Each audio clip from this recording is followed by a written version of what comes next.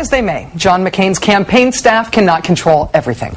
During Monday's town hall meeting in Denver, the very same one where the diminutive sign-carrying librarian was escorted away, McCain faced an unexpected challenger inside. Our third story on the countdown, John McCain's war record as a senator. I see a person with a funny hat on that says Vietnam veteran, so I'd love to recognize you first, sir. A joke that fell flat right out of the gate.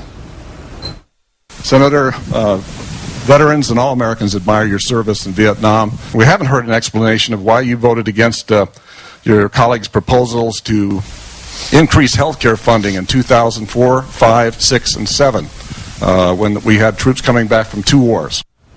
Instead of the answer the questioner is looking for, McCain now takes credit for the GI Bill and takes a political shot at Jim Webb. On the issue of the GI Bill, I was disappointed that Senator Webb didn't support making it permanent. And Senator Graham and I and other veterans will be looking to try to extend that to all veterans, not just 2001. I hope you'll urge Senator Webb and others to agree with that. Wait, what about what the guy asked about? Voting record? If anyone in the room was still wondering about that, we got a little whitewash. I've received every award from every major veterans organization in America, but the reason why I have a perfect voting record from organizations like the Veterans of Foreign Wars, the American Legion, and all the other veteran service organizations is because of my support of them. McCain's trying his best, but clearly this soldier is going to go on fighting.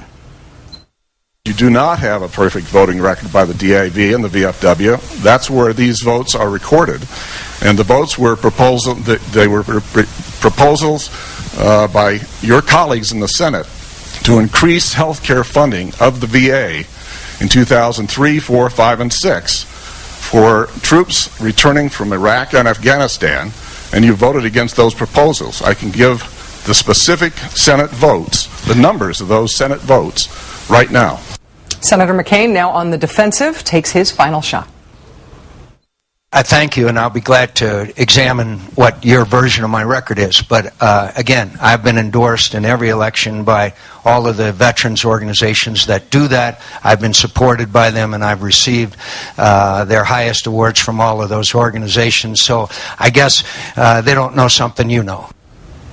Let's turn to Paul Rieckhoff, Executive Director of Iraq and Afghanistan Veterans of America, also the author of Chasing Ghosts, a really good memoir about his time serving in Iraq. Hi, Paul. It's nice to see you. Hey, Rachel. Great to be with you. Paul, first up, what's your reaction to just seeing that exchange, just seeing that tape? It was a more than spirited discussion. Are you surprised to see McCain's floppability, his sensitivity on this issue? I am, but I think he should be sensitive about it because his voting record is not very strong. Disabled American veterans gave him a 20% rating out of 100. Our organization, the IAVA, gave him a D rating in the last voting session. He does not have a perfect voting record from the VFW. He's consistently voted against increased funding at the VA, and he's been a major opponent of the new GI Bill. So he doesn't really have a strong record to stand on with regard to his veterans' positions. As you said, your group, Iraq and Afghanistan Veterans of America, on your legislative scorecard, you gave McCain a D. In contrast, you gave Obama a B+. The disabled American vets, as you said, they say that McCain voted with them just 20% of the time. Obama gets an 80. And the Vietnam Veterans of America, they got McCain down for 9 votes with them, 15 votes against them. Why does he keep claiming that all the veterans groups have given him their highest awards? Why is he kind of able to repeat this claim? I think it's because a lot of people don't dig down and really examine the votes. Veterans votes are not sexy. Sitting on the Veterans Affairs Committee is not a very exciting spot to be in, but it's critically important to the 25 million veterans in America, and especially to the almost 2 million veterans who served in Iraq and Afghanistan. And specifically on the GI Bill, Senator McCain opposed it throughout the process. This has been in the works for 18 months. So Senator McCain saying he supports the GI Bill is like Reverend Jesse Jackson saying he's helping Senator Obama's presidential campaign. It just doesn't match up here. It seems to me that veterans themselves, veterans are the ones who have been willing to say there's a difference between McCain's own heroic service as a POW and him having good judgment as a politician about getting us in and out of wars. And there's a difference between McCain himself being a veteran and him doing right by veterans as a politician. Do you think, Paul, that veterans are less intimidated by the politics around military issues while other people tend to see it as I guess, walking on eggshells? They tend to treat the issue with too much sensitivity?